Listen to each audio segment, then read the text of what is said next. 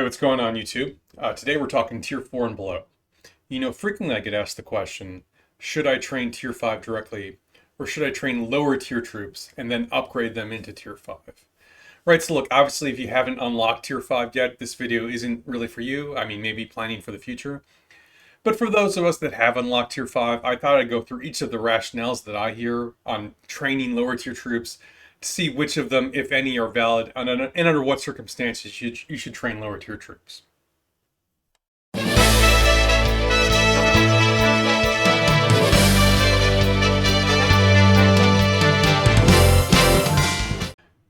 Okay, and the first rationale for training lower tier troops is that, lower tier troops actually have a couple of advantages. All right, look at my Tier 5 cap here, and the first advantage that lower tier troops have is they move faster, right? So Tier 5 cav, you see the march speed here, and as we go down to the lower tiers, they get faster and faster, right? And you can see I have 10 Tier 2 cav trained here. That was, really just their job is to fetch rune stones or maybe open dark chests, that kind of thing. You can see their march speed here, 242 plus 116, which is substantially faster than the 208 plus 100. Okay, so, I've got 10 Tier 2 cav, great. That makes sense. Is there any other cases, any other circumstances where you'd want to train more lower tier troops based on their movement speed? There is one in particular that sees a good bit of use, and that's infantry, right? You look at the top infantry speed here, 163, right? And as we get lower here, it goes faster and faster, all the way up to 200 plus 96 at Tier 1. That's almost as fast, not quite as fast, but pretty close to the speed of my Tier 5 cav. And so what some players do is they'll run like the race car Skogul build. They'll send out their cav ball, and their cav ball will be 4 cav and 1 infantry. I've done that before, and the way I make my infantry keep pace is I give them a movement speed artifact. But the other way you can do that is just to use Tier 1 infantry here. And they basically more or less keep pace with your cav at that speed. Now, the downside, obviously, is your Tier 1 infantry don't fight very well, but really what your infantry in that kind of situation doing is they're there to block, they're there to get their, movement speed debuff off on the enemy. And by not using the movement speed artifact, maybe you don't have it, or maybe you want to use a different artifact, this can be a valid strategy. This leads into the other big advantage that lower tier troops have, and that's they're a lot cheaper to heal, all right? Take a look at a couple of examples here.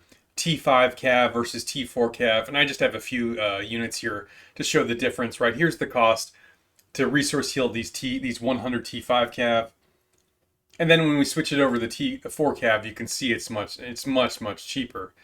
Now, a strategy that some people use is they'll train up, 300,000 or maybe a little bit more T4 infantry, with the idea that mid-power accounts, hey, they'll fight their normal troops, their T5 troops, for as long as they can, but at some point they're just out of juice. So what they'll do is they'll send out a T4 infantry unit, and when those T4 infantry go down, they just resource heal them and send them out again.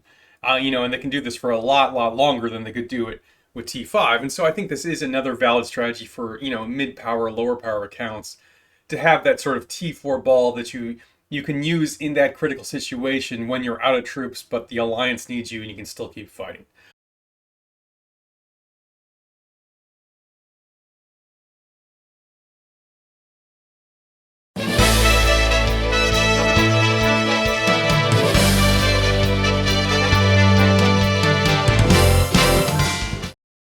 The second rationale I hear a lot is that it's cheaper, either in terms of time or in terms of resources, to train lower tier troops and then upgrade them to Tier 5.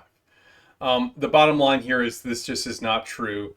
It costs the exact same amount of resources to train a lower tier troop and then to upgrade it to Tier 5 as it does to just train Tier 5 directly. Same thing with time. It costs the exact same amount of time to train a lower tier troop and then upgrade it to Tier 5, regardless of what tier you're starting from, right? So T1 to T5, training T1 new and then upgrading to Tier 5 takes exactly the same amount of time as training T4 new and then upgrading to T5, as exactly the same amount of time as training T5 directly.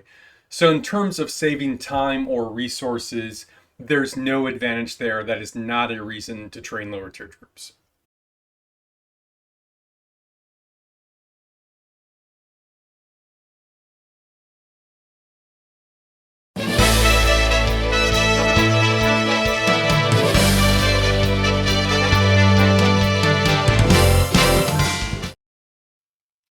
Okay, the next rationale that I hear sometimes is that you want to train more T4 troops because you can train them faster, obviously. To my knowledge, it's never been released, and I expect it'll never be released, but I don't think so, right? If you read the tooltip here, your elixir production not only is based on your higher unit count, but the unit levels as well. In other words, it's weighted by the number of troops. And we do know that the elixir production is weighted based on the quality of your units. And based on my own personal observation, there's no advantage to doing T4. In fact, I think it is a net disadvantage. You would be better off in terms of elixir production just training more T5.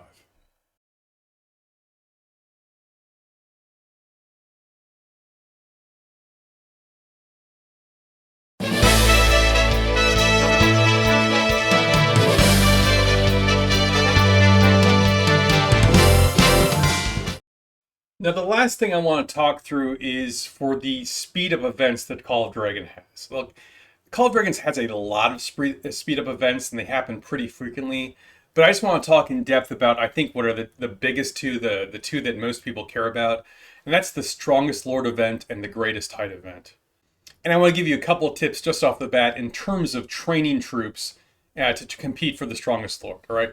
The first is that before Strongest Lord starts, I strongly advise you to go into your reserve legions, pick the biggest reserve legion you have, and queue up some really big trainings and try and time it so they essentially come due the first day of the Strongest Lord event, right? You can see I have a 10,000, a 10K reserve legion here. The biggest reserve legion you can actually have, you have to get from the VIP store. It's a 20K legion, and I will do this before big events. Now, to be fair, these reserve legions cost 2,000 gems each, so okay, maybe you can afford that, maybe you can't. So this gives me additional 20,000 troops I'm training, so it's 21,600 troops.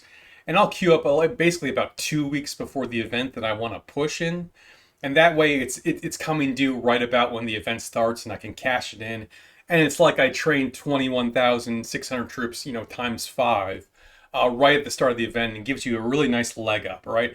So use the reserve legions, use as big as you have. If you want to buy from the VIP store, great. If not, just use the biggest you have in your inventory prior to the start of the event. The other piece of advice I'll give you for Strongest Lord is that if you're trying to compete for this through training troops, and honestly, that is the way you compete for this, you want to train as many troops as you can on the first day. There are 3 days during the Strongest Lord event when you gain points from training troops, right? Day one is the dedicated troop training day. Day four is the power up, however you're going to power up day. And then day five is like any of the previous 4 day methods work as well on day five, okay? You get more points for training troops on day one than any of the other days. And so you should try and front load as much troop training as you can, right? So let's just say you're training a tier 5 troop. On day one, you get 100 overall points for that. On day four, you only get 20 points for that. And on day five, you get 80 points for that. Right, so obviously focus your troop training on day one. Okay, now having said that, is it worth it to train up lower tier troops and upgrade them for the purposes of Strongest Lord? Or does it not make a difference? You should just train tier 5. Okay, now here the answer is yes. It is an advantage to upgrade lower tier troops to tier 5 than to train tier 5 directly. So when we understand that for the purposes of Strongest Lord, it does help to have lower tier troops and to upgrade them. What is the best, troop to upgrade? Do you want tier 1, tier 3, tier 4? What is it, right? The values that your training speed is going to vary. Like obviously you have technology, you have rune stones, do you have the kingdom buff on? Do you have the training title on, etc. And you want as many positive buffs as you can. But all the buffs are percentage based, so like while the individual values may vary, the relative values between these troop levels do not vary. And basically the answer is you want to train a ton of tier 4 up ahead of time and then upgrade them all during the first day of the Strongest Lord event, because that gives you the biggest bang for your buck, all right? Now here's some values in terms of like the points per minute training value standardized across the various tiers here. And you can see you get the biggest, point per, minute of speed up when you go from T4 to T5. And finally, the worst value in terms of points per minute for speed ups is just training T5 from scratch. And you can kind of see I'm training all T4 right now, and the reason I'm doing this is in preparation for one of these big events, because this will give me the best advantage, the best ability to do well in the overall event. So the other big speed up event is the Great Heights event, and Great Heights is just raw power. All right, now it works out the same, but if you didn't know this, what is your power calculated on? The tier of your troops is basically equal to their power, with the exception of tier 5, right? So a tier 1 troop is worth 1 point, tier 2 is worth 2, tier 3 is worth 3, tier 4 is worth 4, and tier 5 is worth 10 points. Okay, so you really get all those points from your tier 5 troops.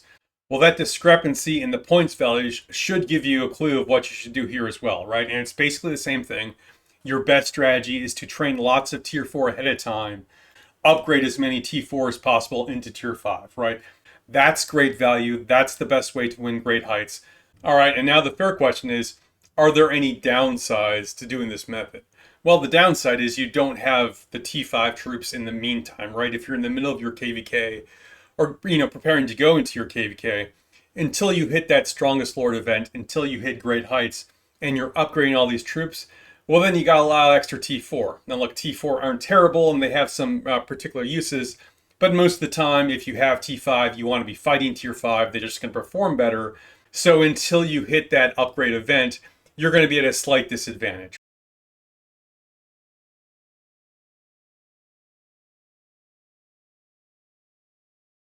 Hey, and that's all I got for you today. And until next time, you stay classy, Belleron.